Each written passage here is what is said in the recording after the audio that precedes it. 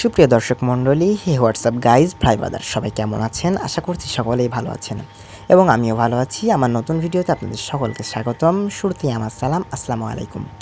আমি বলেছিলাম প্রতি মাসে প্রায় 2টি স্থাপত্য নিদর্শন আপনাদেরকে ঘুরে দেখানোর চেষ্টা করব। তো তারই ধারাবাহিকতায় আজকে আমরা গিয়েছিলাম দিনাজপুরের সেই বিখ্যাত জামে মসজিদ, ফুলবাড়িয়া জামে মসজিদ, এবং আরও অনেক স্থানে গিয়েছিলাম। পরবর্তী ভিডিও কিংবা ইউটিউব চ্যানেলে দেখতে পারবেন। তো শুরুতেই আমরা মসজিদে প্রবেশ করলাম এবং মসজিদে প্রবেশ করার পর কিন্তু দেখতে পেলাম মসজিদটা কিন্তু খুবই সুন্দর। এই মসজিদটি কিন্তু আয়তনের দিক দিয়ে এবং বিশালতার দিক দিয়ে, আকার আকৃতির দিক দিয়ে কিন্তু বড়, এবং মসজিদটির ভেতরে প্রায় অনেক মুসল্লি নামাজ পড়তে পারেন। আমরা এই মসজিদটি দেখতে এসে অনেক নারী পর্যটকও লক্ষ্য করেছি। যে বাংলার যে স্থাপত্য নিদর্শনগুলো রয়েছে তার নিদর্শনগুলোর মধ্যে আমার মতে মসজিদগুলো অন্যতম।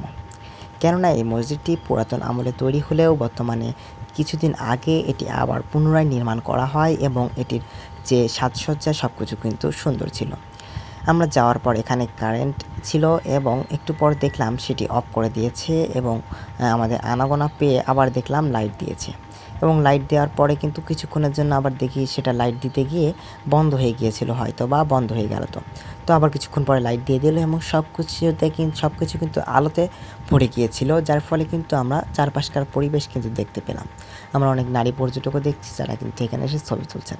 যদিও আমার মতে মসজিদের ভেতরে ঢুকে মহিলাদের ছবি তোলা জায়েজ আছে কিনা সেটি আমার জানা নেই, তবে অনেক জায়গায় মডেল মসজিদগুলোতে দেখা যায় মহিলারাও নামাজ আদায় করছেন।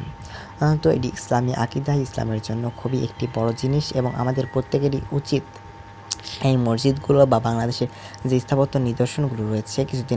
এর আগে আমি গিয়েছিলাম 60 গম্বুজ মসজিদ। তো সেখানে গিয়ে আমি লক্ষ্য করেছিলাম যে সেখানে আবার টিকিট নিচ্ছে।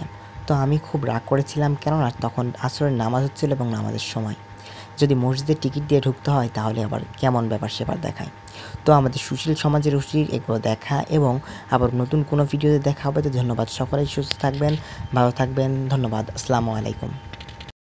সকলকে অসংখ্য ধন্যবাদ ভিডিওটি দেখার জন্য। আবার নতুন কোনো ভিডিওতে দেখা হবে। সে পর্যন্ত সকলেই ভালো থাকবেন, সুস্থ থাকবেন। আমার YouTube channel its Emon tech 2.0 যারা নতুন অবশ্যই ইউটিউব চ্যানেল এবং ফেসবুক পেজটি ফলো এবং সাবস্ক্রাইব করে দেবেন। ধন্যবাদ সবাইকে। খোদা হাফেজ।